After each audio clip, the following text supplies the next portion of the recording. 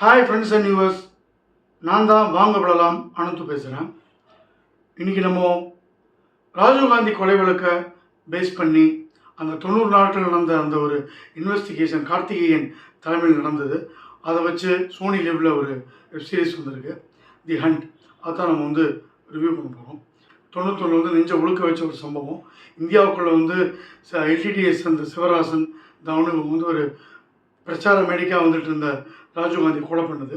இதை பேஸ் பண்ணி கார்த்திகேயன் புக் எழுதியிருக்காரு. நிறைய பேர் அதை பற்றின புக் எழுதியிருக்காங்க. இன்வெஸ்டிகேஷனை வச்சு நாகேஷ் கோகுன்றவர் டைரக்ட் பண்ணியிருக்காரு.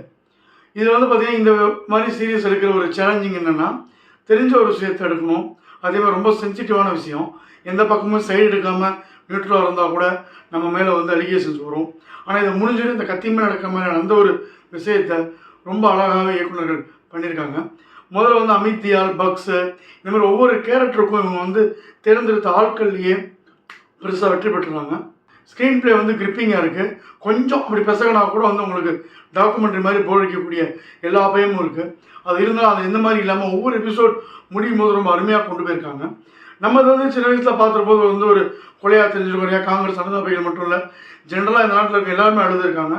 பட் அதுக்கப்புறம் ஒரு சாரர் இது தப்பு இல்லை, ராஜீவ்காந்தி பண்ண தப்புக்கு அவர் அனுபவிச்சார், எல்டிடிக்கு அவர் அழிக்கிறதுக்காக அவர் அமைதிப்படி அனுப்பிச்சார், பல பெண்களை கற்பழிச்சாங்கன்னு அந்த மாதிரி ஒரு பயங்கர ஒரு கோபம் ராஜீவ்காந்தி மாதிரி இருக்குது. பட் 90ஸ்லாம் பார்த்தீங்கன்னா, நானே சின்ன வயசில் எங்கள் ஏரியாவில் ஒருத்தர் மளிகை கடை வச்சுருப்பார்.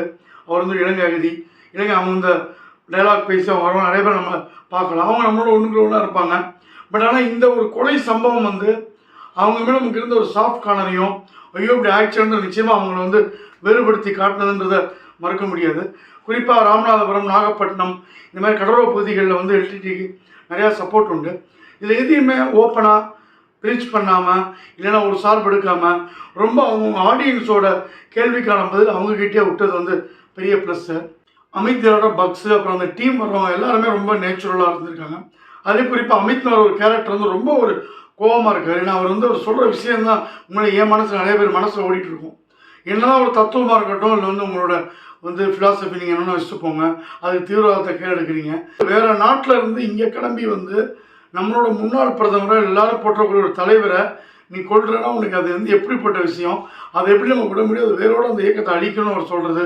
ராஜீவ்காந்தியோட சேர்ந்து சேர்த்த 16-17 பேர் அவங்க தமிழர்கள் இல்லையா, அவங்களுக்கு குடும்பம் இல்லையா, தமிழர்களுக்காக இது பண்ணது ரைட் அப்படின்ற ஒரு ஆங்கிளில் போனோம்னா, நாளைக்கு பங்களாதேஷும் பாகிஸ்தான்காரனும் உள்ளே போந்து நம்மளை அட்டாக் பண்ணும்போது அங்கேயும் என் மதத்தை சேர்ந்தவன் சொல்லி இந்தியா விட்டு அந்த பக்கம் போகிற மாதிரி ஆகிடும். அதை எப்படி நம்ம தப்புன்னு சொல்கிறோமோ, அப்போ இதுவும் தப்பு தானே. படத்தில் ஒவ்வொரு எபிசோடில் என்ன ஒரு விஷயம்னா, அவங்க பிளான் பண்ணுறது. அதுலேயும் குறிப்பாக ராஜீவ்காந்திக்கு அப்புறம் சிவராசன் இலங்கைக்கு போக வேண்டியது அவங்க தலைவரே வர வச்சு கூட ஒரு தடவை ஃபெயிலியர் ஆனவொடனே போகாமல் தமிழ்நாட்டிலே தங்கியிருந்து அடுத்து ஜெயலலிதாவை கொள்ளணும்னு அவர் பண்ணுற பிளானை அதெல்லாம் நினைச்சா பதுக்கி வைக்கிற மாதிரி இருக்குது. அதுக்கப்புறம் அது ஃபெயிலியர் ஆனது. எப்படி ஒரு பணத்தை கொடுத்து ஒரு பெட்ரோல் டேங்கரை தப்பிச்சு போகிறாரு, இங்கே இருக்கிற ஊழல் எப்படி, அதேமாதிரி சிம்பத்தினாலையும் கொள்கையினாலையும் எவ்வளோ அரசியல்வாதிகள் மேலிருந்து அழுத்தம் கொடுத்தாங்க. இது யாரையுமே நேரடியாக சொல்லி கான்ட்ரவர்சிக்குள்ளே போய்க்காமல் எதையும் பட்டுப்படமாக சொன்னால் கூட நம்மளால் அழகாக ஊகிக்க முடியுது. ரொம்ப சூப்பராக பண்ணியிருக்காங்க. இதில் ஒரு சீன் வருது, அந்த இறந்து போகிற பொண்ணு, தற்கொலை படையை சேர்ந்த பொண்ணும் நளினியும் பேசுகிற மாதிரி வானத்து நிலாவோட வெளிச்சத்தில் சூப்பரான ஃபோட்டோகிராஃபி. அப்போ நான் ஒரு நாள் இறந்தேன்னா மேலே இருப்பேன்னு காமிக்கிறாங்க. பட் அந்த 91 அந்த மே 20ஆம் தேதி நடக்குது. அவங்களுக்கு அப்போ தெரியுமா, இப்போ நம்ம பண்ண போகிற விஷயத்த சப்போர்ட் பண்ணுற ஒரு கட்சி, இல்லை நம்மளை யாரை அழிக்க போகிறோமோ அந்த கட்சி, இவங்கெல்லாம் ஃப்யூச்சரில் சேர்ந்துருவாங்க, இல்லை நம்ம யாரை தலைவர்னு கொண்டாடுறோமோ அவரே அழித்து டோட்டல் 1.5 லட்சம் பேர் கொண்டுருவாங்க அவங்களுக்கு. அப்போ தெரிஞ்சிருக்காது. பட் எந்த ஒரு கொள்கையும் அளவுக்கு மிஞ்சினா அமிர்தமும் நஞ்சு மாதிரி இப்போ கடைசியில் அவங்க உயிர் தான் பழியாட்சி வழிய அரசியல்வாதிகள் அவங்க சந்தோஷமாக தான் வாழ்ந்துட்டுருக்காங்க. விறுவிறுப்பான ஒரு ஸ்க்ரீன் பிளே, அது அருமையாக இருக்குது. ப்ரொடக்ஷன் டிசைன், அந்த சங்கர் கணேஷ் பாடுறது, அந்த மேடை, ராஜீவ்காந்தி வர்றது, அவங்க பிளான் பண்ணுறது, ஃபோட்டோகிராஃபி டாப் கிளாஸாக இருக்குது. ரீரெக்கார்டிங் சூப்பராக இருக்குது. சைனைடு சாப்பிட்டதுக்கப்புறம் அதை முறியடிக்கிற கிட்டு எக்ஸ்பைரி ஆகிடுச்சு, அது வர வரையும் சொல்லி ஏதோ ஒரு காரணம் சொல்லி சிவராசனை அட்டாக் பண்ண முடிஞ்சால் கூட அதை அட்டாக் பண்ணாமல் முடிஞ்ச வரையும் தள்ளி போட்டிருக்காங்க. அதுக்கான அரசியல் பின்புலம் என்ன, இந்த மொத்த விஷயத்துக்கான முகமாக சிவராசனை முன்னிறுத்துறதுன்னு ராவ் கேட்குற கேள்விகள், இப்படி பல கேள்விகள் நம்ம சீரியஸ் முடியுமா நம்ம உள்ள தோண்டிகிட்டே இருக்குது.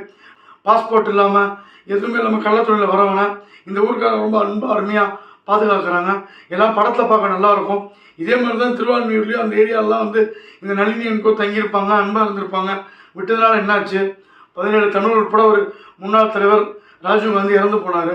ஸோ ஒரு நாட்டுக்கு வந்து பாதுகாப்பு எவ்வளோ முக்கியம், இன மொழி மதம் இதெல்லாம் தாண்டி தேசம்ன்றது எவ்வளோ முக்கியன்றதை இதில் உணர்த்தியிருக்காங்க. இது உண்மையாக இது எல்லோரும் பார்க்க வேண்டிய ஒரு சீரீஸ். சின்ன பசங்க உட்பட எல்லாரையும் பார்க்க வைங்க. போகிற போக்கில் அன்பை விதைப்போம் சதைப்போம் சொல்கிறதெல்லாம் வந்து பேச்சு நல்லாயிருக்கும். இவங்கெல்லாம் பார்த்தீங்கன்னா சொந்தக்காரன் 2 நாளைக்கு மேலே தங்கினா கூட வீட்டை விட்டு துரத்திடுவாங்க.